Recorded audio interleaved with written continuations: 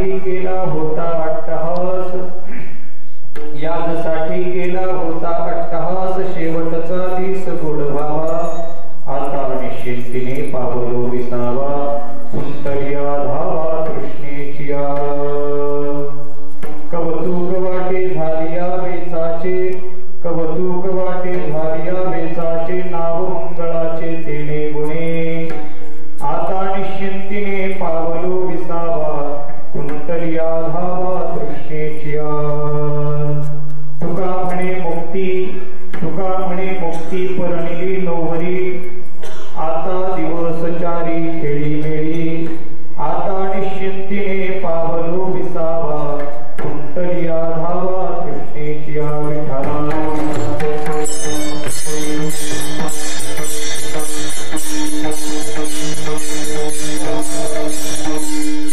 विश्वमवाच मिमां प्रसुप्ता, संजीवयत्य किल शक्तिधरस्परामणा, अन्यांश्च हस्तचरण श्रवणत्वगादीन् प्राणान् नमो भगवते पुरुषाय तुभ्यम्. शारदा शारदाम्भुज वदना वदनाम्भुजे, सर्वदा सर्वदा अस्माकं सन्निधिं सन्निधिं प्रियात् समचरण सरोजं सान्द्रनीलावदाभं, जगननिहितपाणिं मण्डनं मण्डनानां, तरुण तुलसीमाला कंदरं कंजनेत्रं, सदैवरासं विठ्ठलं चिन्तयामि, पांडुरंगा करू प्रसन्न.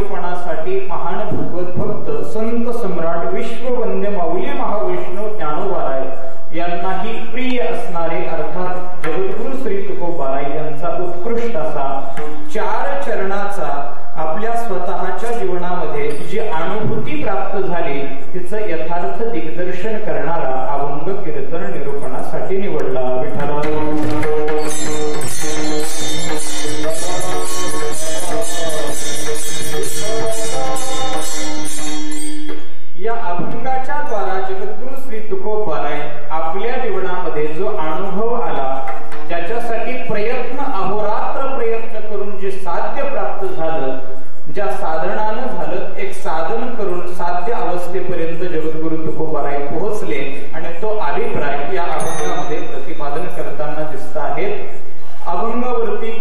चिंतन करण्यापूर्वी अल्पसा परिहार द्यायचा, तो म्हणजे असा, आपल्या सर्वांनाच ज्ञात आहे तरी देखील वक्ता या नात्यानं बोलणं कर्तव्य आहे आणि ती या ठिकाणी इति कर्तव्यता देखील माझी आहे.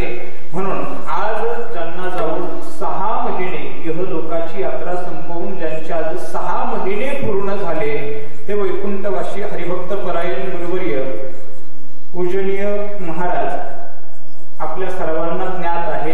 नावाचा उच्चार करण्या इतका मी मोठा नाही, म्हणून पूजनीय महाराजांचं हे 6वं मासिक श्राद्ध या ठिकाणी संपन्न होत आहे आणि त्या मासिक श्राद्धाच्या निमित्तानं त्यांचे चिरंजीव अर्थात सागर भाऊ अजून एक चिरंजीव यांच्या संयोगातून अर्थात सोमा महाराजांच्या आदेशातून ही सेवा करण्याचे सद्भाग्य लाभलेलं आहे.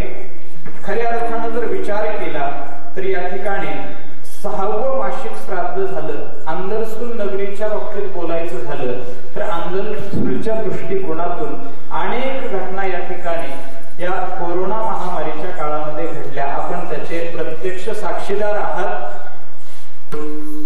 प्रत्येक क्षेत्रातली हानी झालेली या ठिकाणी पाहायला मिळते. लौकिक दृष्टिकोनातून जर विचार केला तर आध्यात्मिक क्षेत्रातली सर्वात मोठी हानी जर कुठली असतील तर गुरुजींचं जाणं आहे.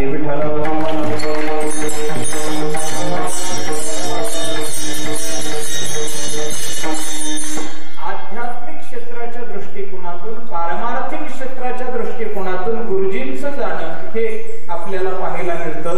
या ठिकाणी व्यापार क्षेत्रामध्ये दिग्गज मंडळी या ठिकाणी तीही गेलेली पाहायला मिळतात. पण एक सांगू का, आपल्याला जी जितकी प्रिय लोक असतात ना ती तितकीच प्रिय त्या भगवान परमात्म्याला देखील असतात. म्हणून आपल्याला त्यांचा जितका हेवा वाटतो त्याही पेक्षा त्या भगवान परमात्म्याला देखील त्या महात्म्यांचा हेवा वाटत असतो. नवे या ठिकाणी आम्ही त्यांची कीर्ती वर्णन करू यात विशेषता नाही. त्या ठिकाणी तुका म्हणे गाजे वैकुंठी सोहळा याही भूमंडळा माझी कीर्ती. या संत महात्म्यांचा, या महापुरुषांचा महिमा वैकुंठामध्ये भगवान परमात्मा देखील साजरा करतो. म्हणून त्याला देखील त्यांचा उत्सव साजरा करण्याची यदा कदाचित घाई झालेली असावी म्हणून या महात्म्यांना नेलेलं आहे. विठ्ठल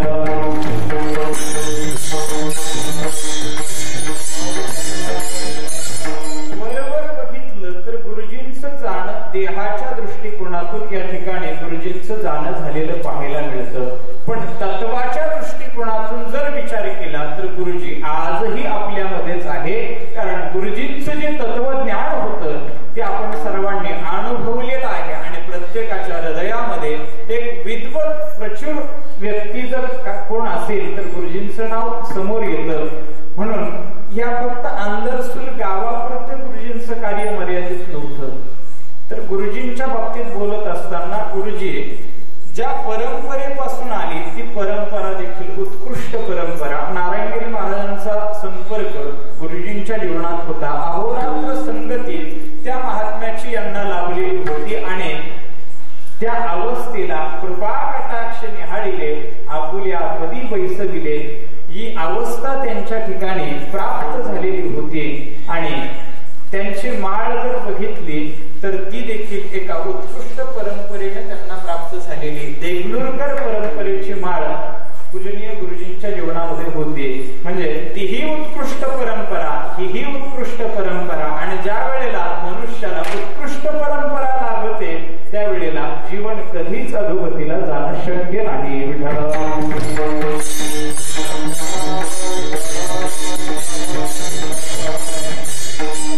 दोन उत्कृष्ट परंपरा गुरुजींच्या जीवनामध्ये लाभलेल्या आहेत आणि त्याच परंपरेचं अनुयायी गुरुजी होते.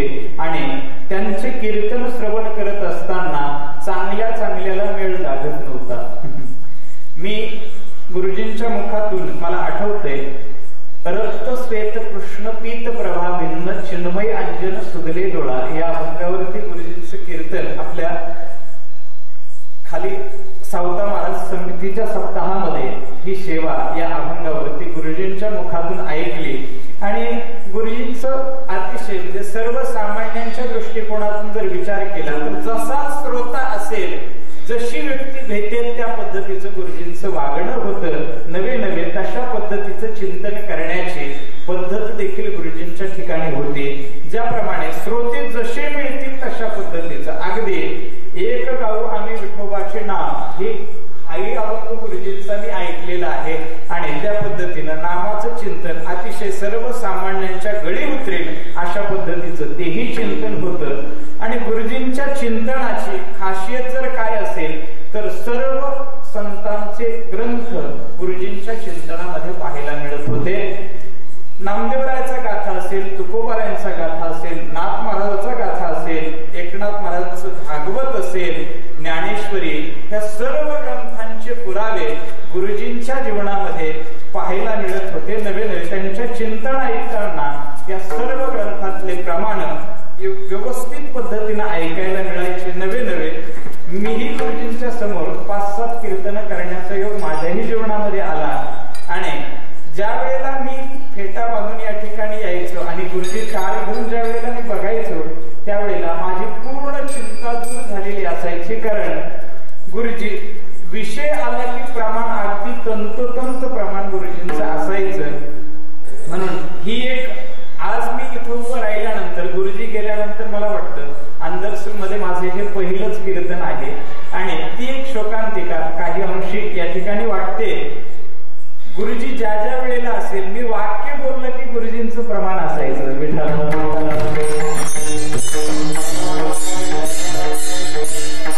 प्रमाण कसंही नसायचं. ज्या ठिकाणी प्रमाण आवश्यक आहे त्याच ठिकाणी गुरुजींचं प्रमाण असायचं. नवे नवे गुरुवर्य ज्ञान सिंधू संदीपन महाराज यांना प्रमाण शक्यतो कोणी देत नाही, पण गुरुजी त्यांच्याही कीर्तनात भरपूर प्रमाण म्हणायचे आणि विशेष म्हणजे अतिशय विषयाला लागून प्रमाण असायचे. म्हणून महाराज देखील त्यांच्यावरती नेहमी प्रसन्न असायचे.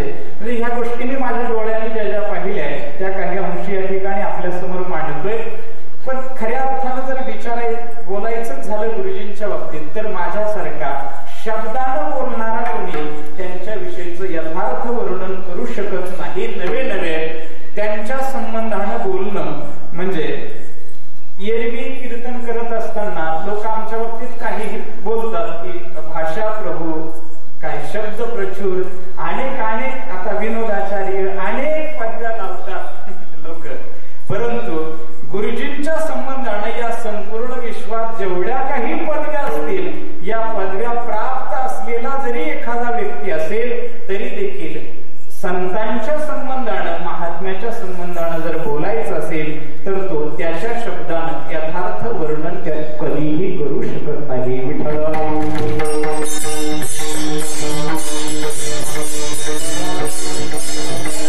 महात्म्याच्या बाबतीत जर बोलायचं असेल तर जेथ वाचा विसावे ते साधू कथा. ज्या ठिकाणी वाचा बोलून विसावते, नवे नवे जिथे शब्द सृष्टी संपते तिथून पुढे महात्म्याचं चिंतन वा चरित्र चालू होतं. असं जर आमचे तुकोबारायांसारखे महात्मे अर्थात संत वाङ्मय जर आम्हाला सांगत असेल तर खऱ्या अर्थानं जर विचार केला तर मी माझ्या शब्दानं कितीही त्यांचं वर्णन करू गेलो तरी यथार्थ वर्णन कदापि करणं शक्य नाही.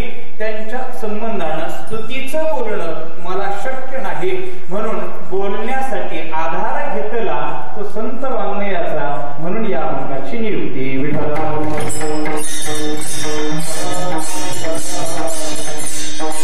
अतिशय सुंदर वातावरणात हे मासिक श्राद्ध आहे असं वाटत नाही. सप्ताहातलं कीर्तन आहे की काय असं वाटतंय.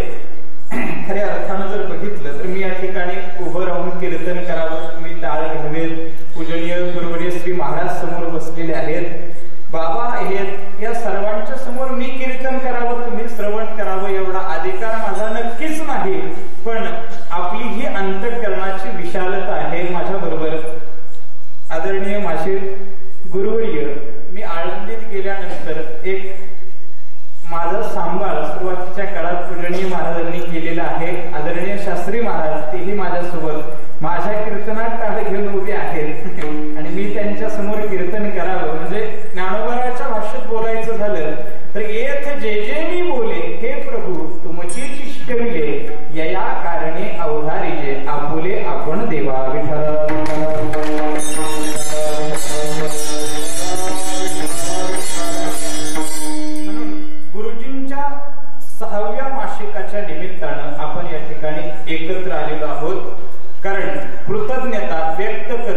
हे आपलं महत्वाचं कार्य त्या परिवाराचं असतं की आपल्या गेलेल्या पितरांच्या बाबतीत आपण ते कर्म मासिक श्राद्ध केलं पाहिजे. त्यानंतर वर्ष श्राद्धापर्यंतचे विधी सांगितले. तिथून पुढे पुण्यतिथी ज्याच्या त्याच्या पद्धतीनं तो करत असतो. पण इथे जर बघितलं तर हे महात्मे मुक्त अवस्थेला पोहोचलेले असताना देखील त्यांचं श्राद्ध विधी करणं किंवा त्यांचं मासिक श्राद्ध करणं हे तशी त्यांच्या म्हणून करण्याची अजिबात गरज नाही. पण मात्र महात्म्यांचं श्राद्ध वा त्यांचे मासिक श्राद्ध घालणं हे त्यांच्यासाठी अजिबात गरजेचं नाही. त्यांना त्याचा काहीही फरक पडत नाही.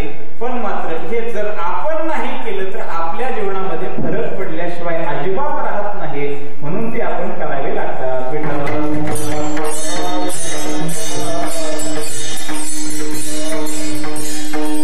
म्हणून या मासिक श्राद्धाच्या निमित्तानं अभंग जगद्गुरु तुकोबारायांचा आपल्या समोर घेतलेला आहे. हा अभंग मी माझ्या मनाने घेतलेला नाही, तर मला ह्या अभंग घेण्याकरिता सांगितला. म्हणून या अभंगाचं चिंतन जसं जमेल तसं करण्याचा आपण प्रयत्न करणार आहोत. याजसाठी केला होता अट्टहास, शेवटचा दिस गोड भावा, आता निश्चिंतीने पावलो विसावा, खुंटल्या भावा तृष्णेची. या अभंगामध्ये जगद्गुरु तुकोबाराय संतप्त भूतकाळाकडून संतृप्त वर्तमान काळाकडे चालणारी वाटचाल जी तुकोबारायांच्या जीवनामध्ये तुकोबारायांनी केली त्याचं यथार्थ दिग्दर्शन या अभंगामध्ये करताना दिसत आहे.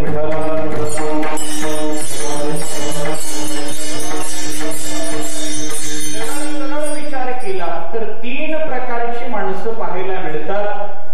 काही माणसं ही एका काळाचा विचार करून जीवन जगणारा एक वर्ग आहे. एक वर्ग असा आहे 3ही काळाचा विचार करून जीवन जगणारा आहे. आणि तिसरा एक वर्ग आहे तो म्हणजे 2 काळाचा विचार करून जीवन जगणारा वर्ग आहे. विठ्ठल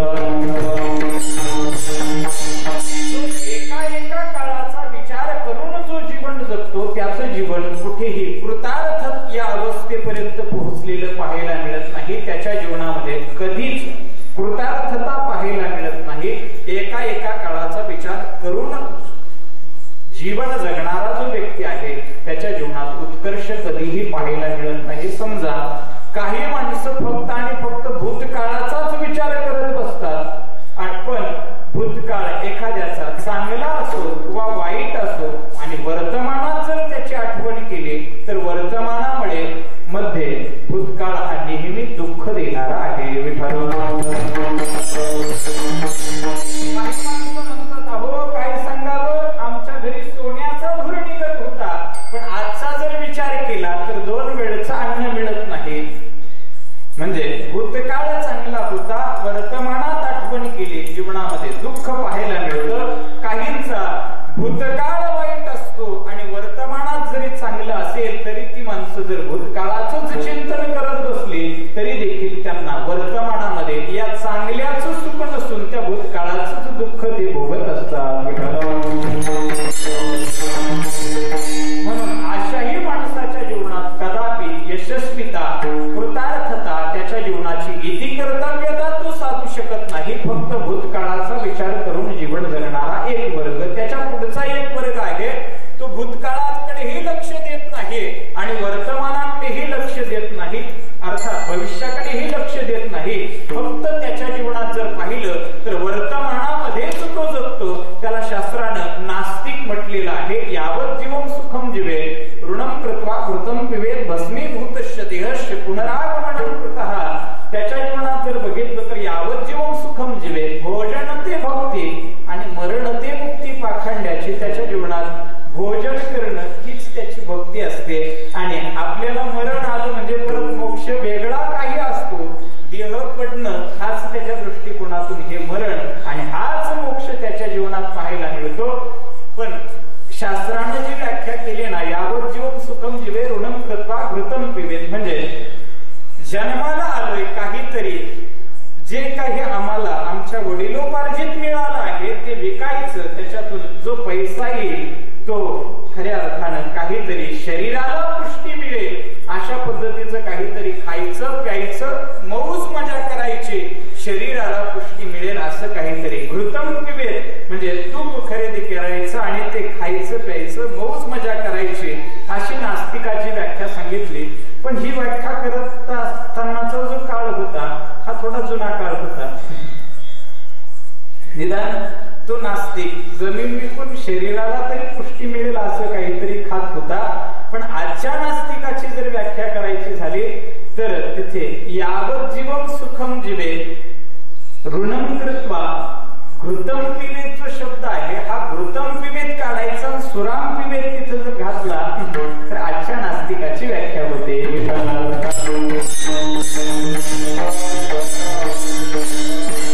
म्हणजे त्या काळातला निदान शरीराला पुष्टी मिळत होती असं काहीतरी खात होता. पण आजच्या नास्तिकाचा जर विचार केला तर तो मात्र आज या ठिकाणी परिस्थितीचा अर्थात आपल्याला जे काही प्राप्त झालंय त्याचंही वाटोळं करतो आणि शरीराचं देखील वाटोळं करतो. म्हणून याला नास्तिक म्हटलेलं आहे. मला सांगायचं काय याच्या जीवनामध्ये फक्त आणि फक्त वर्तमानाचा विचार आहे. मला भविष्यात काही करायचं याचाही विचार नाही.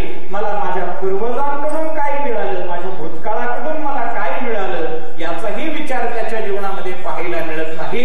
म्हणजे याचही जीवनामध्ये अधोगतीच पाहायला मिळते. आणि तिसरा एक वर्ग आहे त्याच्या जीवनात फक्त आणि फक्त भविष्याचा विचार मागच्या दोनही काळाचा विचार नाही. तो म्हणतो आता मी हे करणार आहे आणि हे झालं की मग मी ते करणार आहे. याच्यामध्ये त्याचं संपूर्ण आयुष्य निघून जातं. अगदी उदाहरण जर बघायचं झालं तर जुन्या काळातलं उदाहरण आहे. एका वडिलांनी आपल्या मुलाला 50 पैसे भांडवल म्हणून दिले. जुन्या काळातलं उदाहरण आहे. 50 पैसे भांडवल म्हणून दिले आणि त्यानं विचार केला याच्यातून काहीतरी त्या वडिलांनी सांगितलं बाबा तुला जे मी हे भांडवल दिलंय ना याचं तू चांगलं कर वा वाटोळं कर हे तुझ्या पद्धतीनं तू करू शकतो. कारण कर्माच्या दृष्टिकोनातून प्रत्येक मनुष्य हा स्वतंत्र जीवन जगत असतो. कर्माच्या बाबतीमध्ये प्रत्येक मनुष्य कर्माला स्वतंत्र आहे. याच्यामध्ये कोणीही हस्तक्षेप करत नाही. नवे नवे भगवान परमात्मा देखील आमच्या कर्मामध्ये हस्तक्षेप करू शकत नाही. विठ्ठल देवाकडून जर काही शिकायचं असेल तर देवाचा हा अलिप्तवाद शिकण्यासारखा आहे. कारण देवानं जर बघितलं देवानं जर ठरवलं तर देव म्हणू शकतो तू आज इथेच का बसला तू आज हेच का खाल्लं तू आज तेच का पिला तू इकडे का गेला तिकडे का गेला ह्या सर्व गोष्टी देव म्हणू शकतो. पण तरी देखील देव आमच्या कुठल्याही कर्मामध्ये हस्तक्षेप करत नाही. याचं कारण काय हा देवाकडून शिकण्यासारखा एक अलिप्तवाद. बाबा तुला मी आयुष्य दिलंय याचं चांगलं कर वा वाटोळं कर त्याचा परिणाम तुझं तुला भोगावं लागणार आहे. म्हणून कधी कधी आम्ही भाषा वापरतो अहो देवानं आमचं वाटोळं केलं. सहज बोलता बोलता माणसं बोलतात अहो देवानं आमचं काय केलं वाटोळं केलं. पण सांगू का देव आमचं वाटोळंही करत नाही आणि देव आमचं चांगलंही करत नाही. आमचं चांगलं व वाटोळं हे आमच्या कर्मावरती अवलंबून आहे. हा आमच्या कर्माचा सिद्धांत आहे. आम्ही जसं कर्म करू केले कर्म झाले तेच भोग आले तेच भोगावं लागणार आहे. त्याच्यापेक्षा वेगळं जीवनामध्ये काहीही मिळू शकत नाही. म्हणून आम्ही काय कर्म करतो याच्यावरती आमची पुढची गती ठरत असते. विठ्ठल 50 पैसे भांडवल म्हणून त्याच्या वडिलांनी त्याला दिले आणि सांगितलं बाबा तुला याचं काय तुझ्या पद्धतीने जे करायचं ते कर. तो बाजारामध्ये गेला आणि 50 पैशाचं दूध खरेदी केलं. त्यानं विचार केलाय आपण दुधाचा व्यवसाय करायचा. 50 पैशाचं दूध खरेदी केलं आणि घरी आला. सकाळची वेळ होती. त्यानं विचार केलाय दुपारून बाजार असणार आहे आणि बाजारात दुपारी आपण हे दूध विकण्यासाठी जाऊ. म्हणून त्यानं ते दूध घरी आणलं आणि शिंक्यावरती ठेवलं आणि ठेवल्यानंतर तिथेच अंथरून टाकलं आणि त्या ठिकाणी पडला. तो विचार करू लागला म्हटले आज मी किती रुपयाचं दूध आणलं जे लक्षात आहे ते सांगा. जी तुम्ही रक्कम सांगाल आपण तिथून पुढे सांगू. किती 50 पैशाचं दूध खरेदी केलेलं होतं. 50 पैशाचं दूध आणलेलं होतं. तो खाली झोपला आणि त्यावेळेला विचार करू लागलाय म्हटले आपण आज 50 पैशाचं दूध आणलंय. बाजारात गेल्यानंतर या 50 पैशाचे किती पैसे होणार 1 रुपया होणार. 1 रुपया आला की मग आपण परत 1 रुपयाचं दूध खरेदी खरेदी करणार, 1 रुपयाचं दूध खरेदी केलं की परत त्याचे एकाचे 10 होणार, 10चे 100 होणार, 100चे 1000, 1000चे लाख आणि लाख रुपये ज्या वेळेला माझ्याकडे येतील त्यावेळेला मी स्वतःचा दुधाचा व्यवसाय चालू करेल. नवे नवे मी स्वतःची दुधाची डेअरी टाकेल आणि माझी ज्या वेळेला दुधाची डेअरी टाकली जाईल त्यावेळेला माझ्याकडे भरपूर प्रमाणात पैसा येईल आणि एवढा पैसा माझ्याजवळ आल्यानंतर एखाद्या श्रीमंताची मुलगी मला पत्नी म्हणून मिळेल आणि मला पत्नी म्हणून मिळाल्यानंतर मग मी एके दिवशी बाजारातून थकून घरी आलेला असेल आणि घरी आल्यानंतर मी तिला पाणी मागेल आणि मी तिला पाणी मागितलं की ती माझं ऐकणार नाही आणि तिनं माझं ऐकलं नाही की मग मला राग येईल आणि मला राग आला की मग मी तिला लाथ मारेल. लाथ मारेल म्हटला, त्याची लाथ वरती गेली, त्या दुधाच्या मडक्याला लाथ लागली, 50 पैशाचं वाटोळं केलं. हे उदाहरण कशासाठी सांगितलंय? फक्त आणि फक्त कुठल्या काळाचा विचार त्याच्याजवळ आहे? फक्त भविष्याचा विचार, मागच्या दोनही काळाचा विचार त्याच्या जीवनामध्ये नाही. आणि असं जर जीवन मनुष्य जगला तर त्याच्या जीवनात अधोगती निश्चित आहे.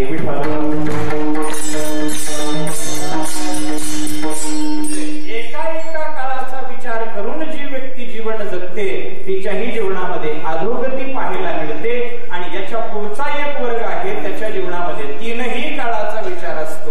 भूतकाळाकडेही लक्ष असतं, वर्तमानही चालू असतो आणि भविष्याकडेही काही लक्ष असतं. पण मात्र हे लक्ष ठेवत असताना असं विशेषत्वानं 3ही काळाकडे लक्ष नसतं.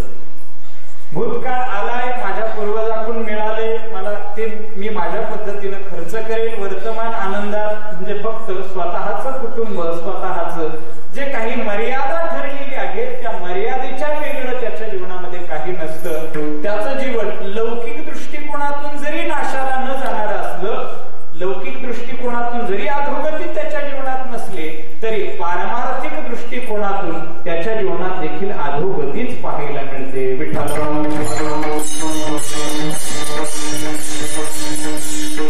विशेष काही कर्तृत्व नाही. भूतकाळ, वर्तमान, भविष्य 3ही काळाचा थोड्या थोड्या पद्धतीने विचार म्हणजे विशेष काही कर्तृत्व नाही. म्हणजे त्याचंही जीवन शेवटी पारमार्थिक दृष्टिकोनातून अधोगतीचं पाहायला मिळतं. आणि तिसरा एक वर्ग आहे, एक विचारी माणूस आणि दुसरे आहे संत महात्मे. आता याचा जर विचार केला तर ही 2-2 काळाचा विचार करून जीवन जगणारे. विचारी माणूस ही 2 काळात जीवन जगतो आणि संत महात्मे देखील 2 काळात जीवन जगतात. म्हणजे विचारी माणसानं कुठल्या 2 काळात जीवन जगलं पाहिजे आणि संत कुठल्या 2 काळात जीवन जगतात याचं जर यथार्थ चिंतन आपण पाहिलं तर संतांच्या बाबतीत बोलत असताना संत भूतकाळ आणि वर्तमान काळ या 2 काळाचा विचार संत जीवनामध्ये पाहायला मिळतो. संतांच्या दृष्टिकोनातून भविष्य नसतं. हे वाक्य सुरुवातीला वादात्मक वाटण्याची शक्यता आहे आणि त्यातली त्यात आपलं लाईव्ह चालू आहे. एवढंच जर कट करून कुठंतरी एखाद्या सोशल मीडियावरती जर ते गेलं तर याच्यावरती वाद होण्याची शक्यता आहे. पण हे वाक्य आपण बारकाईनं जर लक्षपूर्वक ऐकलं तर आपल्या लक्षात येणार आहे भूतकाळ आणि वर्तमान काळ या 2 काळाचा विचार संत जीवनामध्ये पाहायला मिळतो. आणि विचारी माणसानं वर्तमान काळ आणि भविष्य काळ या 2 काळामध्ये जीवन जगलं पाहिजे. आता संतांचा भूतकाळ म्हणजे काय आणि संतांचा वर्तमान म्हणजे काय हेही आपण लक्षात घेतलं तरच हे वाक्य व्यवस्थित पद्धतीने कळणार आहे. संतांचा भूतकाळ म्हणजे साधकी अवस्था आणि संतांचा वर्तमान काळ म्हणजे सिद्ध अवस्था. एकदा का संत वर्तमान काळामध्ये सिद्ध अवस्थेला पोहोचले तर ती सिद्ध अवस्था अखंड टिकून राहणारी आहे. म्हणून भविष्यात परत पुढे काही करायचं शिल्लक राहिलेलं नाही. म्हणून त्यांच्या दृष्टिकोनातून भविष्य काळ नाही हा विचार मला मांडायचा आहे. आणि संतांचा जो भूतकाळ आहे हा तुमचा माझा वर्तमान काळ असायला पाहिजे. हे तुमचं माझं भविष्य ज्या दिवशी ठरेल त्याच दिवशी आम्ही कृतकृत्य झालो, इच्छा केली ते पावलो विठ्ठल.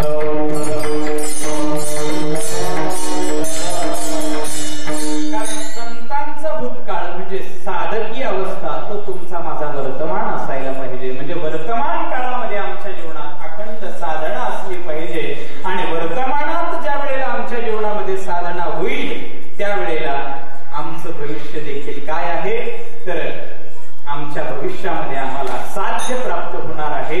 आणि तुकोबाराय ह्या अभंगामध्ये जर बघितलं तर तुकोबाराय सांगतात आम्ही भूतकाळामध्ये साधना केली आणि त्या साधनेचा परिपाक आमच्या जीवनामध्ये काय प्राप्त झाला तर अभंगाचं पहिल्या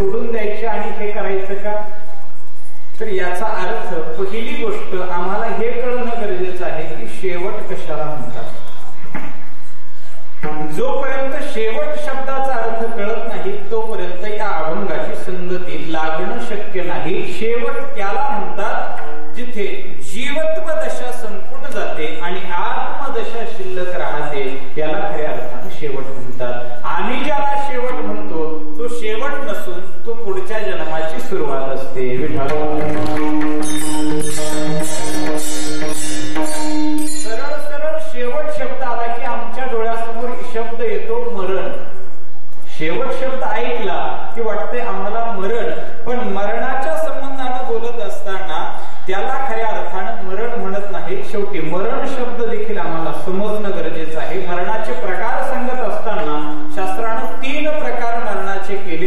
नित्य मृत्यू, नैमित्तिक मृत्यू आणि महामृत्यू. नित्य मृत्यू ज्याला म्हणतात, जो आमच्या रोजच बरोबर आहे. ज्ञानोबाराय त्याच्या संबंधानं बोलत असताना बोलतात की सावली सरीसीच आहे. ज्याप्रमाणे माणसाची सावली माणसाला एक क्षण देखील जशी सोडून राहत नाही, तसं माणसाचं मरण हे माणसाला कधीही सोडून राहत नाही. आपली सावली मला सांगा, आम्ही रस्त्यानं निघालो तर सावली घरी थांबते का? नाही, ती आहे आमच्या बरोबर निघते. आम्ही कुठे बसलो, आमची सावली आमच्या शेजारी. आम्ही रस्त्यानं निघालो, आमची सावली आमच्या बरोबर. आम्ही कीर्तनाला, आमची सावली कीर्तनाला. म्हणजे आम्ही जर एखाद्या ठिकाणी बसलो तर आमची सावली त्याच्या कुठेतरी ती सावली त्या ठिकाणी पडलेली पाहायला मिळते. याचाच अर्थ आमची सावली आम्हाला कधीही सोडून राहत नाही. तसं आम्ही रस्त्याने निघालो, आमचं मरण आमच्या बरोबर. आम्ही कीर्तनात बसलो, आमचं मरण आमच्या शेजारी. असं सांगितल्यावर एखादा दगड घेऊन शेजारच्या डोक्यात घाले, मग मरण माझे मरणी गेले, माझं गेले अमर.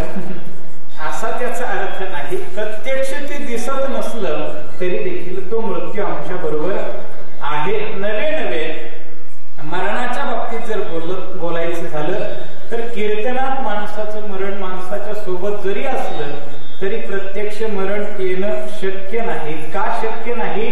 तर कथेच्या काळीची आज्ञा नाही. सदा काळ गणना करी, आयुष्याची गणना काळ सदा करी, पण कथेच्या काळीची आज्ञा नाही. कथा कीर्तनामध्ये आमचं आयुष्यही वाढत असतं. म्हणून ज्याला ज्याला आपल्या आयुष्यामध्ये वाढ व्हावी असं जर वाटत असेल तर अखंड कीर्तनामध्ये प्रवचनामध्ये जर आपण बसला, कथा कीर्तनात जर बसला तर आमचं आयुष्य तेवढं बोनस आयुष्य भगवान परमात्मा आम्हाला बहाल करत असतात. आणि तेवढाच काळ खऱ्या अर्थानं यशस्वी काळ आहे म्हणायला हरकत नाही. बाकीचा जर विचार केला तर बाकी आमचं प्रपंचात रोजच रडगाणं चालू आहे, पण आमचा यशस्वी काळ काळ सार्थक केला त्यांनी, ज्यांनी ज्यांनी विठ्ठल मणी धरिला त्यांनी त्यांनी काळ सार्थक केला. निरोबाराय सांगतात, जीवनाचं जर सार्थकी काळ जावा वाटत असेल तर तो काळ फक्त आणि फक्त कीर्तन प्रवचनाच्या अर्थात अध्यात्म चिंतनामध्ये जाणारा काळ हा यशस्वी काळ आहे. एरवी जर बघितलं तर घडी घडी काळ वाट याची पाहे, अजून किती आहे अवघा. प्रत्येक क्षणाला तो काळ आमची वाट पाहतो आहे. म्हणजे नवे नवे प्रत्येक क्षणाला त्याला वाटते अजून किती राहिलं, अजून किती राहिलं. म्हणजे तो काळ आमच्यावर कायमचा टपून आहे. मी सांगत होतो नित्य मृत्यू रोजच आमच्या बरोबर आहे. आम्ही जगल्यानं जगत नाही तर मरण्यानं आम्ही जगतो आहे. वाक्य थोडं किचकट वाटत असलं तरी समजून घेतलं तर लक्षात येईल. अहो कधी कधी माणसं बोलतात, अहो ते 60 वर्ष जगले आणि 60व्या वर्षी मरण पावले. आता 60व्या वर्षी मरण पावले की मरणाची प्रक्रिया 60व्या वर्षी पूर्ण झाली? तर मरणाची प्रक्रिया 60व्या वर्षी पूर्ण झाली. जन्माला आल्यापासून प्रत्येक क्षण मारत मारत मारत मारत मारत मारत तो 60 वर्षापर्यंत गेला. आणि प्रत्येकाचं एकदा संपणारच आहे. हे कधी ठरलंय तर आईच्या गर्भात असताना आमचा मृत्यू ठरलेला आहे. शास्त्रकार सांगतात 5 गोष्टी मनुष्याच्या जीवनात आईच्या गर्भात असताना ठरलेल्या आहेत. आयु वित्तंच कर्मंच विद्या निधनमेवच पंचेतानि सृजन्ते गर्भस्थस्यैव देहि नाम. म्हणजे आयुष्य ठरलेलं आहे. वित्त किती पैसा कमवणार हे देखील आईच्या गर्भात ठरलेलं. आयु वित्त कर्म काय कर्म करणार हे देखील तेव्हाच ठरले. मग मी कीर्तन करणार हे देखील मी माझ्या आईच्या गर्भात असताना ते ठरलेलं आहे. मी पुढे जाऊन कीर्तनकार होणार आहे. म्हणजे आपलं प्रत्येकाचं कर्म हे त्याच वेळेला निश्चित झालंय. आयु वित्तंच कर्मंच विद्या किती विद्या कमवणार हे देखील आईच्या गर्भात असताना ठरलेलं आहे. आणि 5वी गोष्ट निधन, माणसाचं निधन जन्माला येण्याच्या अगोदर ठरलेलं आहे. मग आम्ही कितीही मरणापासून पळण्याचा प्रयत्न केला तरी देखील आम्ही ते चुकवू शकत नाही. प्रत्येकाला मरावंच लागतंय. म्हणून तो मरण आमच्या बरोबर रोजच आहे. कशा पद्धतीनं तर नित्य मृत्यू त्याला म्हणतात. प्रत्येक क्षणाला आमचं लयाला जाणार आहे. प्रत्येक क्षण आमच्या जीवनातला माणसानं जीवन जगत असताना असं जीवन जगावं की हा क्षण चालू क्षण माझ्या जीवनात शेवटचा क्षण आहे असं म्हणून ज्या वेळेला मनुष्य जीवन जगेल त्या दिवसापासून मनुष्य कधीही पापामध्ये प्रवृत्त होऊ शकत नाही. विठ्ठल जोपर्यंत मनुष्याला मरणाचा विसर पडलाय तोपर्यंत मनुष्य पापामध्ये प्रवृत्त होतो आणि ज्या दिवशी मरणाची आठवण मानवी देहाला होते त्या दिवसापासून मनुष्य पापामध्ये प्रवृत्त होत नाही. म्हणून आमचं मरण आमच्या अखंड लक्षात असलं पाहिजे की बाबा कुठल्याही क्षणी आम्ही जाऊ शकतो. म्हणून जर असं वाटलं ज्यांना ज्यांना मरण कळालं ते त्या दिवसापासून सुधारलेली पाहायला मिळतात. म्हणून नित्य मृत्यू आपल्या बरोबर आहे. प्रत्येक क्षणाला कोण कधी संकेत सांगता येत नाही. प्रत्येक क्षणाला आयुष्य हे लयाला जाणार आहे. अगदी नित्य मृत्यू हा आमच्या अखंड बरोबर आहे. कशा पद्धतीनं तर एक उदाहरण व्यवहारातलं देतो. इथून समजा नाशिकला आपल्याला जायचंय. गाडीमध्ये अर्धा लिटर पेट्रोल आहे. गाडी नाशिकला जाईल नाही जाणार आहे. 30-35 किलोमीटर गेली तर गाडी बंद पडेल. का बंद पडली? पेट्रोल संपलं म्हणून बंद पडली. आता मला सांगा गाडी डायरेक्ट 35 किलोमीटर गेली आणि बंद पडली, पेट्रोल डायरेक्ट 35 किलोमीटरवर संपलं का? नाही. पेट्रोलचा एक एक थेंब संपत संपत संपत संपत गाडी 35 किलोमीटर पर्यंत गेली आणि पूर्ण बंद पडली. तसं त्या गाडीचे मालक आम्ही आहोत. आम्हाला माहिती आहे आमची गाडी किती ऍव्हरेज देणार आहे. तसं या देहरूपी गाडीचा मालक भगवान परमात्मा आहे आणि त्यानं आयुष्यरूपी पेट्रोल या गाडीमध्ये टाकलेलं आहे. मग कुणाची गाडी किती ऍव्हरेज देईल हे त्याच मालक तोच मालक सांगू शकतो. काहींची 4 दिवस चालेल, काहींची 8 दिवस, 10 दिवस, महिना, 4 महिने, 5 वर्ष, 10 वर्ष, 25 वर्ष, 35, 40, 50, 60. चांगल्या ऍव्हरेजची असली तर 100. चांगल्या कंपनीची जर तयार होताना ते प्लॅटिनाचा ऍव्हरेज सांगत असताना कंपनी 108 सांगायची. अर्थात ती किती चालते तो भाग वेगळा, पण चांगल्या कंपनीची असली तर 100 पार करू शकते. मला सांगायचं काय, जशी बाईकची मर्यादा ऍव्हरेज मर्यादा आम्ही सांगू शकतो तसं या देहरूपी गाडीचा मालक तो भगवान परमात्मा आहे. तोच हिची ऍव्हरेज मर्यादा सांगू शकतो. ही इतकी दिवसाचं आयुष्य याला दिलेलं आहे. वास्तविक बघितलं तर आयुष्य बहाल करत असताना भगवान परमात्म्यानं आम्हाला वर्ष मोजून दिलेले नाहीत, महिने मोजून दिलेले नाहीत, तास, सेकंद, मिनिट मोजून अजिबात दिलेले नाही. तर भगवान परमात्म्यानं आयुष्य बहाल करत असताना आम्हाला श्वास मोजून दिलेले आहेत आणि एवढे श्वास बाबा मी तुला देतोय, तू याचं चांगलं कर वा वाटोळं कर, हे तुझ्या पद्धतीनं तू व्यवस्थित तुझ्या पद्धतीने खर्च कर. म्हणजे कसं तर 2 लाख श्वास आम्हाला मिळाले तर आम्ही कसे खर्च करायचे त्या पद्धतीनं आमचं आयुष्य टिकत असतं. मग योगाच्या साह्यानं जर आम्हाला योग साधना जर प्राप्त झाली तर आपल्याकडे प्रसिद्ध उदाहरण देखील आहे. चांगदेव महाराजांचं जीवन बघितलं तर 1400 वर्ष जगले. कसे जगले? एकदा श्वास घेतला की वर्षभर परत घ्यायचीच गरज नाही. योगाच्या साधनेनं हे शक्य आहे आणि अशा पद्धतीनं त्यांचं आयुष्य त्या ठिकाणी वाढलेलं पाहायला मिळतं. आमचं आयुष्य कमी कधी होतं? जो मनुष्य जास्त रागराग करतो त्याचं आयुष्य कमी होतं. मी पाठीमागे एके ठिकाणी वाचलं की एकदा जर मनुष्याला राग आला तर त्याचं 3 महिन्याचं आयुष्य कमी होतं असं वाचण्यात माझ्या आलेलं आहे. मग मी त्या दिवशी विचार केलाय आपल्याला दिवसातून किती वेळेला येतो? मग दिवसातून जर 10 वेळेला राग येत असेल तर मग आपण हिशेब घरी जाऊन ज्याचा त्याने करा. आणि एवढं आयुष्य आमचं कमी होतंय मग आम्ही किती आयुष्य खर्च करतोय? कारण आम्हाला भगवान परमात्म्यानं श्वास मोजून दिलेला आहे. मग आम्ही आलोय कधीही तारीख लिहून ठेवता येईल, पण जाऊ कधीही तारीख कुणालाही माहिती नाही. अगदी व्यवहारातलं उदाहरण द्यायचं झालं तर आपल्या घरात येणारा गॅसचा सिलेंडर, त्या सिलेंडरची येणारी तारीख आम्हाला माहिती असते. 2 तारखेला आमच्या घरात गॅस आला, ती माऊली लिहून ठेवते या दिवशी आमच्या घरात गॅसचं सिलेंडर आलं. पण कितीही सुगरण माऊली असली तरी ती सांगू शकत नाही की अमक्या तारखेला आमचं गॅसचं सिलेंडर संपणार आहे. एखाद्या महिन्याचं 2 महिनेपर्यंत टिकतं, एखाद्या महिन्यात 1 महिन्यातच संपून जातं का? हे कशावर अवलंबून आहे? हे वापरावर अवलंबून आहे. तसं हा नित्य मृत्यू आमच्या बरोबर आहे, तो आम्हाला टाळणं शक्य नाही, तो येणारच आहे. म्हणून आम्ही प्रत्येक क्षण मारत मारत जीवन जगत आहे. याच्या पुढचा आहे नैमित्तिक मृत्यू. हा समष्टी मरण त्याला म्हणतात. सुनामी सारखी एखादी लाट यावी आणि गावच्या गाव नष्ट व्हावे, त्याला म्हणा नैमित्तिक मृत्यू. आणि महामृत्यू तो आहे, तो संत महात्म्यांनी आपल्या जीवनामध्ये प्राप्त केला. तुकोबाराय सांगतात याचसाठी केला होता अट्टहास.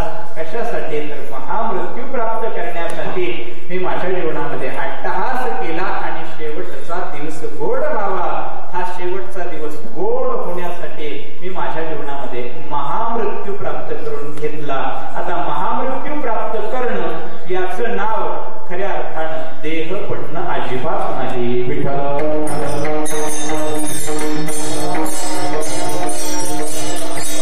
आपुले मरण पाहिले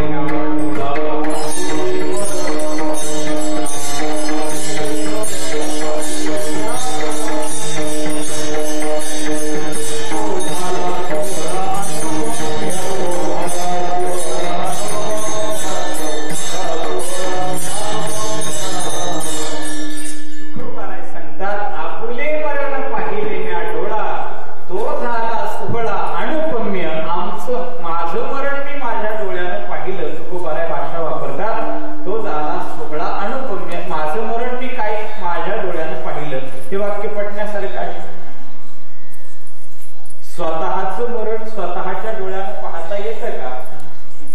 तर स्वतःचं मरण स्वतःच्या डोळ्यानं कधीही पाहता येत नाही आणि पाहताही येतं. स्वतःचं मरण स्वतःच्या डोळ्यानं पाहता येत नाही. नवे नवे मरण शब्द तेव्हा वापरला जातो जेव्हा डोळे लागतात. डोळे बंद झाल्यानंतर मरणाची भाषा वापरली जाते आणि इथं तुकोबाराय भाषा वापरतात. आपुले मरण पाहिले ना डोळा, म्हणजे माझं मरण मी माझ्या डोळ्यानं पाहिलं. याचाच अर्थ मरण शब्द आम्हाला समजणं गरजेचं आहे. मरण त्याला म्हणतात जीवत्व भावना संपूर्ण जाणं. मी जीव आहे ही भावना पूर्णतः नष्ट होणं. आणि मी कोण आहे? तर मी देव आहे. तुका म्हणे कैची किव उठे जीव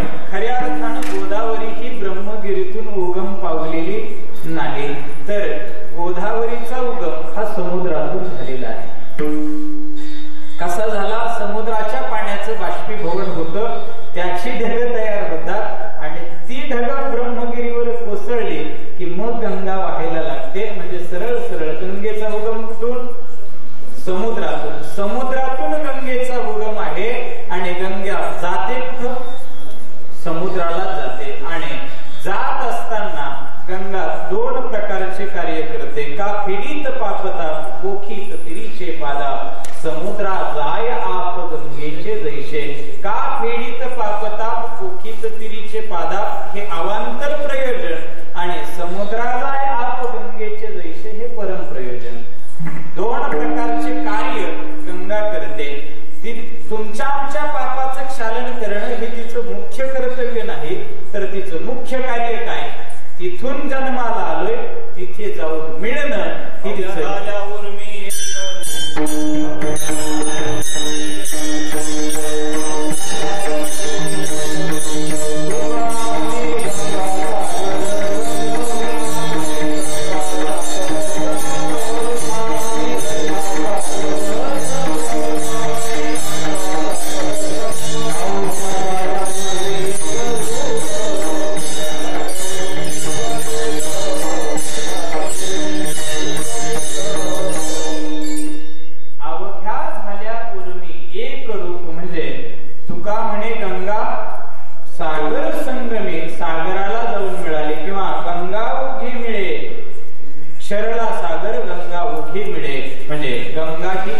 मुख्य कार्य समुद्राला जाऊन मिळणं. तसं आम्ही जर विचार केला तर आमचं प्रपंच करणं हे अवांतर प्रयोजन आहे आणि त्या परमात्म स्वरूपाला प्राप्त होणं हे आमचं परम प्रयोजन आहे. आणि त्याच्यासाठीच भगवान परमात्म्यानं आम्हाला आयुष्य देखील दिलेलं आहे. आणि या आयुष्यरूपी साधनाने सच्चिदानंद पदापर्यंत आम्हाला पोहोचायचं आहे. आयुष्याच्या साधने सच्चिदानंद पदवी घेणे, सच्चिदानंद पदापर्यंत पोहोचण्यासाठी भगवान परमात्म्यानं आम्हाला आयुष्य बहाल केलेलं आहे. म्हणजे ते आमचं मुख्य प्रयोजन आहे. म्हणजे जीवत्व दशा, मी जीव आहे ही भावना ज्या क्षणी संपते आणि मी देव आहे ही भावना ज्या वेळेला जागृत होते, यालाच खऱ्या अर्थानं जीवनाचा शेवट म्हणतात. हेच खऱ्या अर्थानं मरण आहे. आम्ही ज्याला मरण म्हणतो ते मरण नाही, ते पुढच्या जन्माची सुरुवात आहे. वासांशी जीर्णानि यथा विहाय नवानि गृह्णाति नरोपराणि तथा शरीरानि विहाय जीर्णा ज्ञानानि संयाति नवानि देहे जैसे जीर्ण वस्त्र सांडिजे मग नूतन विढिजे तैसे देहांतरा ते स्वीकारिजे चैतन्यनाथे. म्हणजे जुनं वस्त्र टाकून देणं, नवीन परिधान करणं हा काय आहे, अगदी साधा व्यवहार आहे. आणि त्या साध्या व्यवहाराचं उदाहरण ज्ञानोबा आहे ज्ञानेश्वरीत ग्रथित करता की तैसे चैतन्यनाथे. त्या प्रकारानं जसं आम्ही जुनं वस्त्र टाकून देतो, नवीन वस्त्र धारण करतो, तसा अजीर्ण झालेला देह मनुष्य त्याग करतो आणि नवीन देह धारण करतो. म्हणजे मरण म्हणजे हे देह पडणं, म्हणजे पुढच्या जन्माचे पुढचा देह धारण करण्यासारखं आहे. म्हणजे नवीन वस्त्र जसं आम्ही धारण करतो त्या पद्धतीने. म्हणून आम्ही ज्याला मरण म्हणतो ते आध्यात्मिक दृष्टिकोनातून मरण नाही. विठ्ठल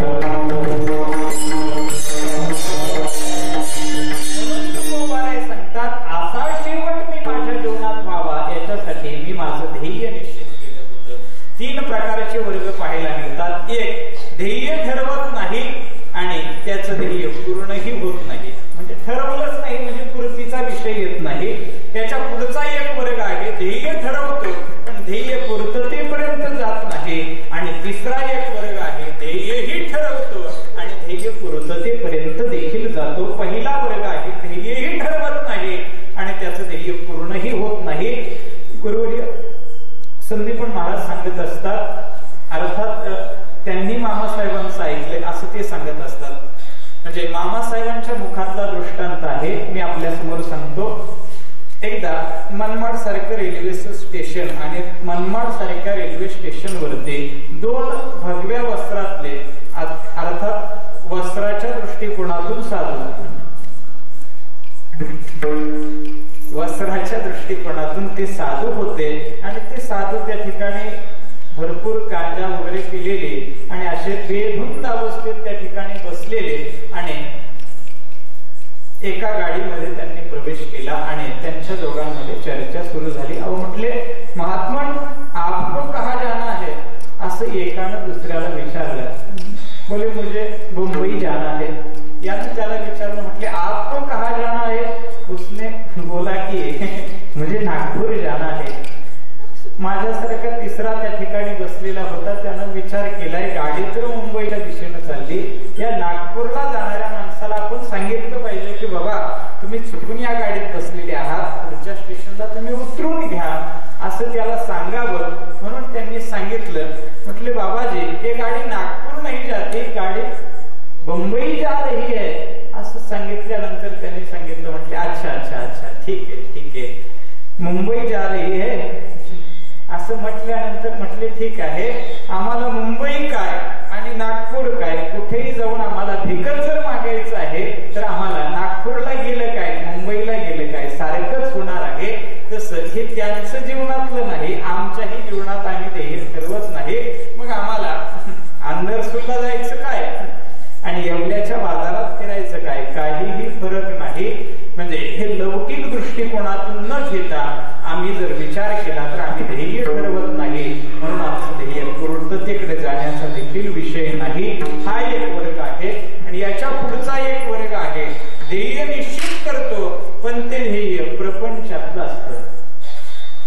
प्रपंचात मला गाडी बंगला काहीतरी जे त्याची ठरलेली व्यवस्थित त्याने जे ठरवलंय, बाबा इथपर्यंत मला पोहोचायचंय, माझा बंगला असावा, मला गाडी असावी, त्या पूर्ततेसाठी तो प्रयत्न करतो आणि त्या प्रयत्नाच्या दृष्टिकोनातून ध्येय मात्र त्याचं फार मोठं असतं. लौकिक दृष्टिकोनातलं ध्येय सांगतो आणि त्याच्यासाठी त्याचे तेवढे कष्ट नसतात आणि परिणामी ते पूर्ततेपर्यंत जात नाही.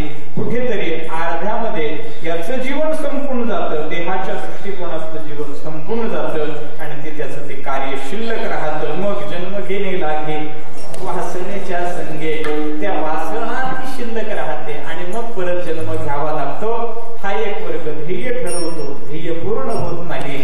आणि तिसरा एक वर्ग आहे, ध्येयही ठरवतो आणि ध्येय पूर्णही होतो. ते म्हणजे तुकोबारायांसारखे महात्मे, सुभाष गुरुजींसारखे महात्मे यांच्या जीवनामध्ये जर विचार केला तर यासाठी केला होता अट्टहास, हे ध्येय ठरवलं. अट्टहास म्हणजे प्रयत्नाची पराकाष्ठा, याला म्हणतात अट्टहास. प्रयत्न करणं वेगळं आणि प्रयत्नाची पराकाष्ठा करणं वेगळं. प्रयत्नाची पराकाष्ठा करणं याचं नाव आहे अट्टहास. आणि हा अट्टहास तुकोबाराय सांगतात, मी माझ्या जीवनामध्ये केला आणि त्याचा परिपाक याच्यासाठी केला होता अट्टहास.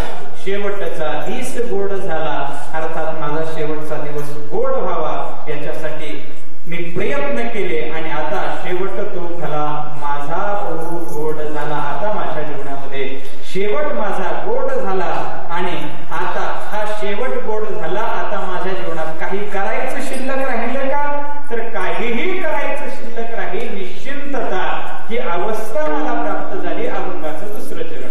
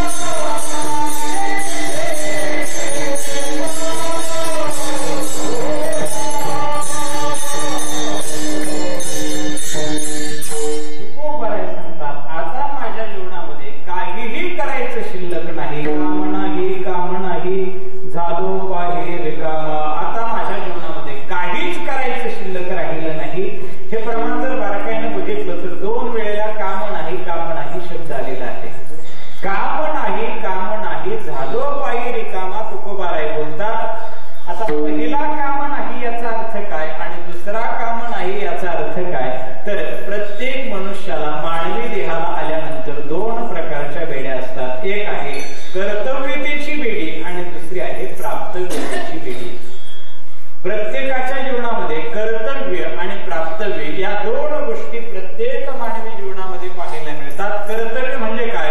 स्वतःसाठी काहीतरी करणं हे कर्तव्य, आणि आपल्या संबंधानं असलेल्या परिवारासाठी करणं हे आहे प्राप्तव्य. विठ्ठल स्वतःला कपडे घेणं हे आहे कर्तव्य, आणि पत्नीला साडी घेणं असं जर म्हटलं तर घेईल गाव म्हणून चालेल का? नाही, हे देखील स्वतःलाच घ्यावं लागतंय.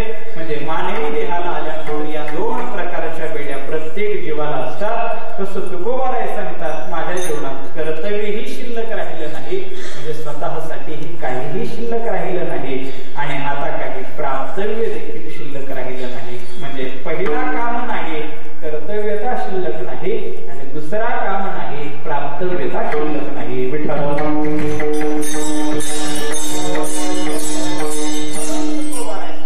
आता निश्चिंतीने पावलो विसावा. आता आमच्या जीवनात कृतकृत्य झालो, इच्छा केली ते पावलो. आता कृतार्थता ही अवस्था प्राप्त झाली. आता जीवनामध्ये काहीही करायचं शिल्लक राहिलं नाही. आता उरलो उपकारापुरता.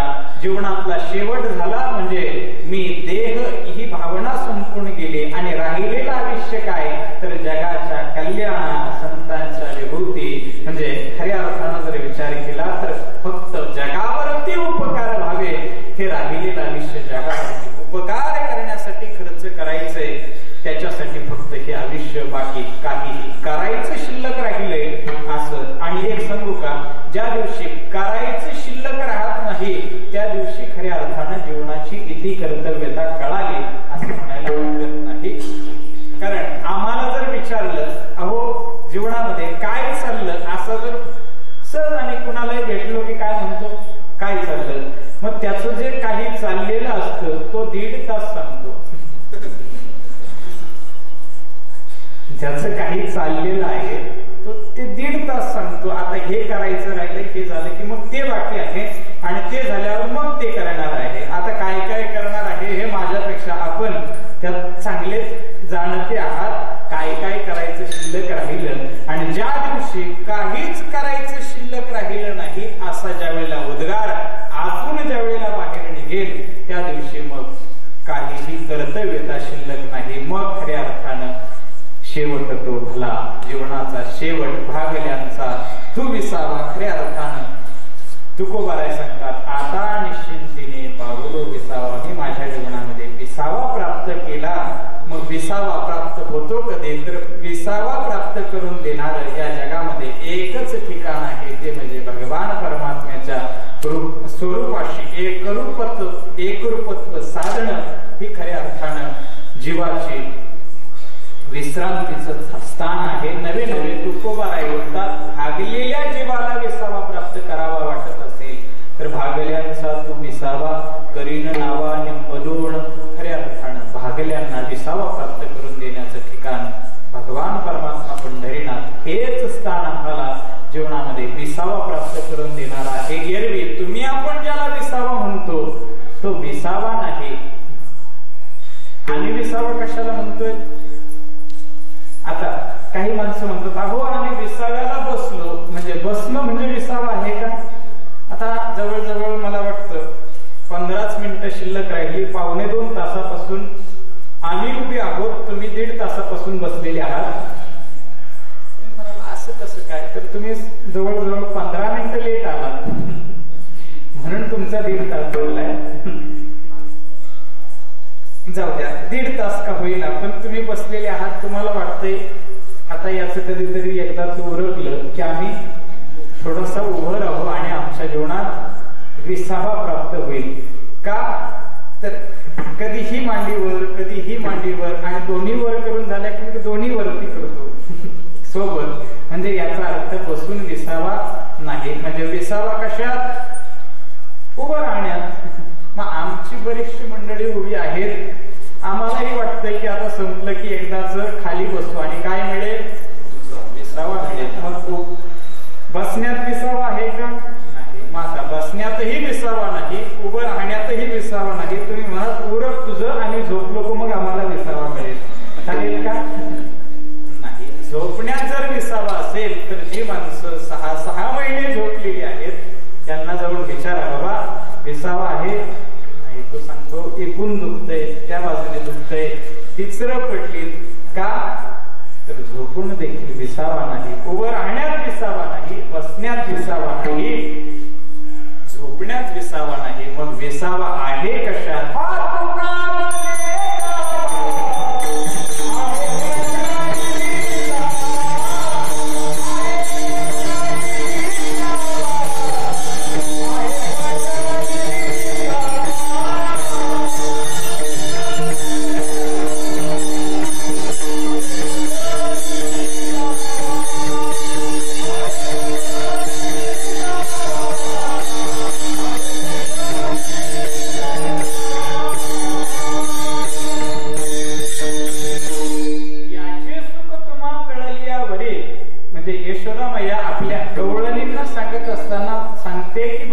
तुम्हाला जर विसावा मिळत असेल, मिळवायचं असेल तर तुम्ही याचं सुख आनंदामध्ये घ्या, याचं सुख सामावून घ्या आणि याचं सुख ज्या वेळेला तुम्हाला कळेल ना त्यावेळेला खऱ्या अर्थानं तुमच्या जीवनामध्ये विसावा प्राप्त होणार आहे.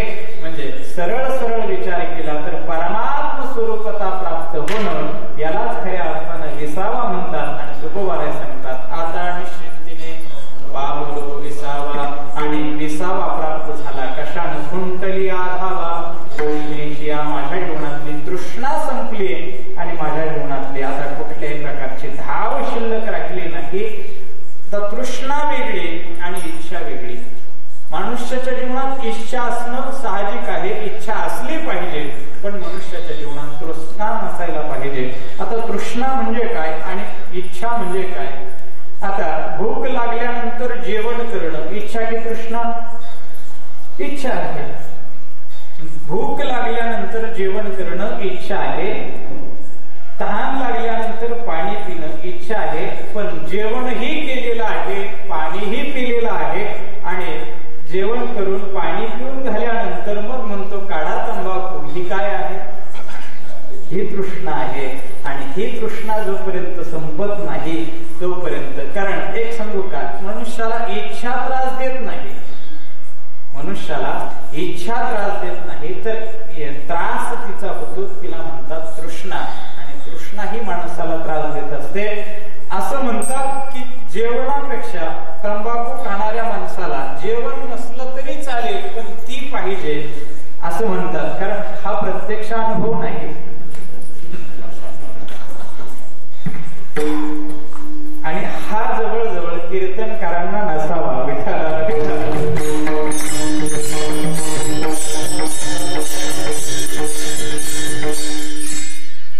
निदान कमीत कमी आमच्या सारख्याला तरी हा नसावा.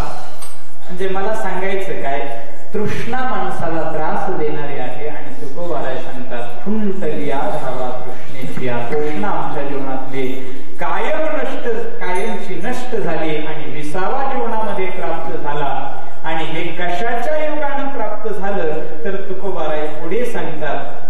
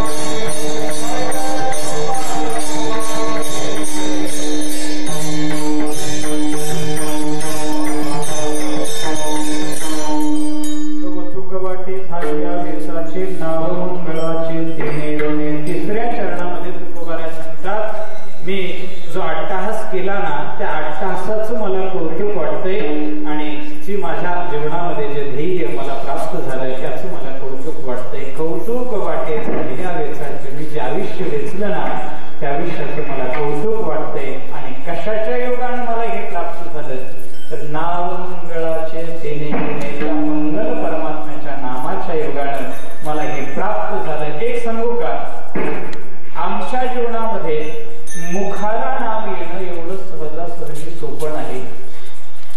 कारण नामस्मरण करण्यासाठी बहुता जन्मी हे जोडे खऱ्या अर्थानं जर विचार केला तर तिळ तिळ पुण्य साचा पडे तरी हे बहुता जन्मी जोडे. नाम तुझे वाचेशी आतुडे समागम घडे संतांचा. खऱ्या अर्थानं जर विचार केला तर आम्हाला हे पुण्य प्राप्त करण्यासाठी बहुत मागच्या जन्माची पुण्याही असावी लागते की आमच्या मुखात भगवान परमात्म्याचं नाम येण्यासाठी. आणि तुकोबाराय सांगतात मी माझ्या जीवनामध्ये अट्टहास केला आणि ह्या पुण्याईनं माझ्या जीवनात त्या परमात्म्याचं मंगल नाम माझ्या मुखात येतंय. इथं जर बारकाईनं थोडंसं लक्ष घातलं तर सहजासहजी आमच्या मुखाला नाम येत नाही. आमच्या जवळ कीर्तनाला येऊन बसण्याचं पुण्य असतं. कीर्तनाला येऊन बसण्या इतकं पुण्य आमच्या जवळ असतं. पण कीर्तनामध्ये होणार विठ्ठल विठ्ठल भजन करण्याचं पुण्य मात्र आमच्या सर्वांजवळच असेल सांगता येत नाही. म्हणजे का आम्ही कितीही सांगितलं टाळी वाजून भजन करा तरी आम्ही करत नाही. हा आपला दोष. हे आपलं पुण्य कमी पडतंय. कीर्तनात येऊन बसण्याचं पुण्य आहे पण इथे येऊन भजन करण्याचं पुण्य मात्र शिल्लक नाही. म्हणजे सहजासहजी आम्हाला पुण्य प्राप्त होत नाही. आणि आम्ही जे पुण्य प्राप्त करतो ना हे कोणीतरी आम्हाला पुण्यवान म्हणावं, कोणीतरी आम्हाला म्हणावं की बाबा तुम्ही हरिपाठ करतात, तुम्ही ज्ञानेश्वरी वाचतात, तुम्ही गाथा वाचतात, हे कोणीतरी आम्हाला म्हणावं. याच्यासाठी आम्ही जर नामस्मरण करत असो तर हे पुण्याचा क्षय याच्यातून होतो. पुण्य आम्हाला मिळतं. पुण्य मिळवणं सोपं आहे पण पुण्य टिकवणं मात्र फार कठीण आहे. सहजासहजी पुण्य टिकत नाहीत. कधी कधी माणसं भाषा वापरतात वा काय आकाश महाराज गातात. एवढं म्हटलं की तरी आमचं म्हणजे आम्हाला कोणीतरी म्हणतं महाराज वा काय सुंदर कीर्तन केलं. कोणीतरी म्हणावं की आम्ही सुंदर कीर्तन करतो. याच्यासाठी जर आमचं कीर्तन असेल तर हे पुण्य आम्हाला कीर्तनातून मिळतं पण आमचं पुण्याचा क्षय देखील होतो. कारण मी बोलत नाही तुकोबाराय सांगतात गातो नाच तोते दाखलो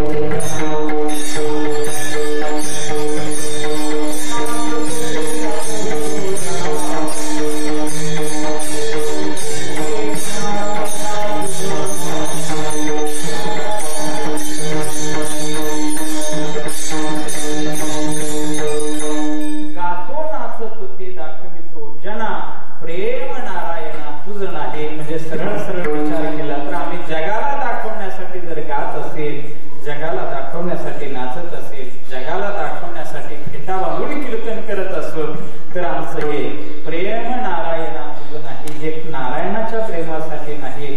आणि ज्या दिवशी नारायणाच्या प्रेमासाठी होईल त्या दिवशी कदाचित आमचाही अट्टहास दिला जाण्याची शक्यता आहे. म्हणजे त्या दिवशी आमचाही जीवनाचा शेवट भला होईल अशी शक्यता आहे. म्हणून सरळ सरळ अगदी थोडस उदाहरण जर सांगायचं झालं तर एवढं उदाहरण सांगतो सेवा पूर्ण करतो. तानसेन दिल्लीच्या बादशाच्या दरबारामध्ये गायन करायचा आणि तानसेन गायचं म्हणजे ते आपल्यासारखं अजिबात नाही. तानसेननी जर मेघ मल्हार गायला तर फवारा पावडर मारून पाऊस पाडण्याची गरज नव्हती. पावडर मारून पाऊस पडण्याची गरज नव्हती. त्यानं जर मेघ मल्हार गायला तर पाऊस पडायचा. अशी एवढी जबरदस्त ताकद कुणाच्या गायनात? तानसेनच्या गायनात होते. एकदा बादशाहनं तानसेनला प्रश्न केला. म्हटले तानसेन तू एवढं जबरदस्त एवढं छान गातो, म्हटले मला तुझ्या गुरुजीचं गायन ऐकायचंय.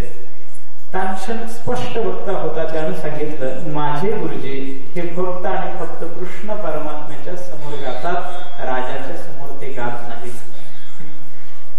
असं सांगितल्यानंतर म्हटले मला त्यांचं भजन त्यांचं गायन ऐकायचं, याच्यासाठी काय करावं लागेल सांगितलं. म्हटले तुमचा वेश बाजूला ठेवा आणि त्यांचं गायन ऐकण्यासाठी तुम्ही माझ्या बरोबर चला, तुम्हाला मी त्यांचं गायन ऐकवतो असं तानसेननी सांगितलं.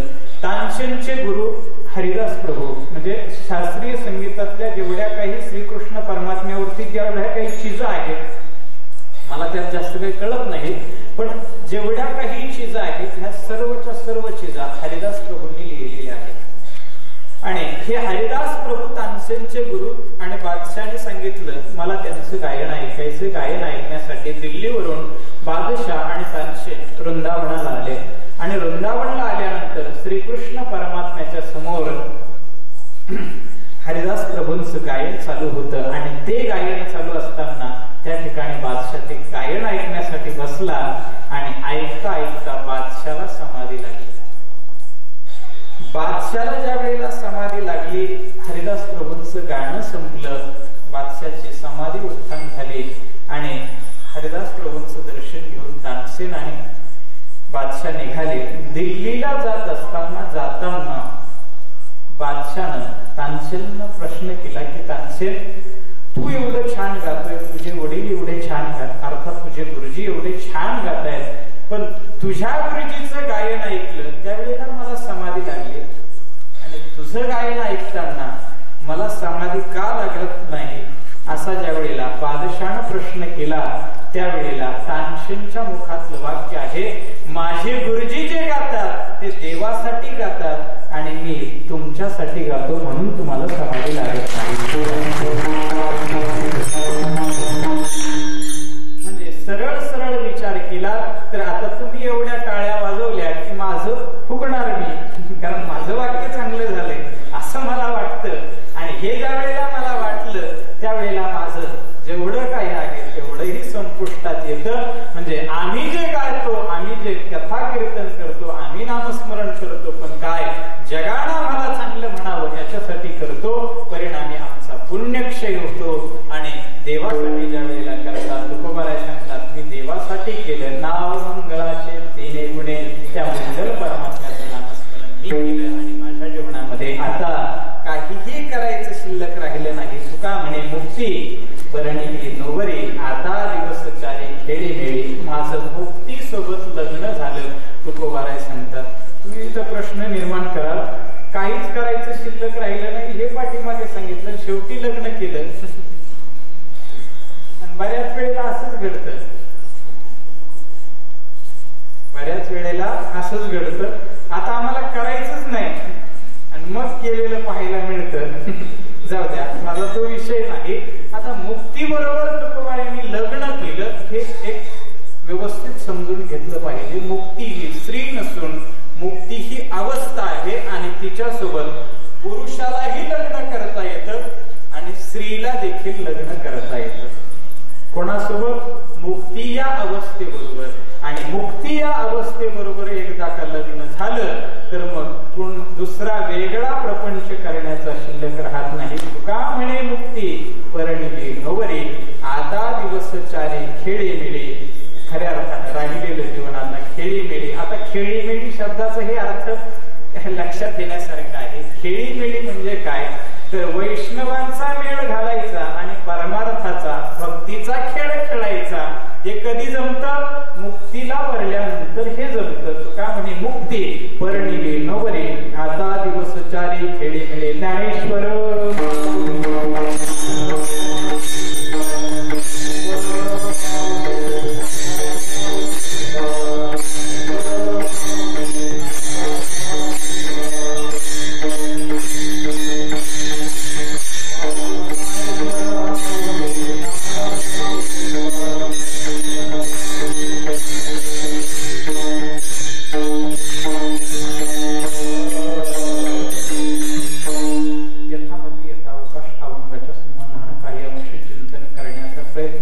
असंच असेल असं अजिबात नाही.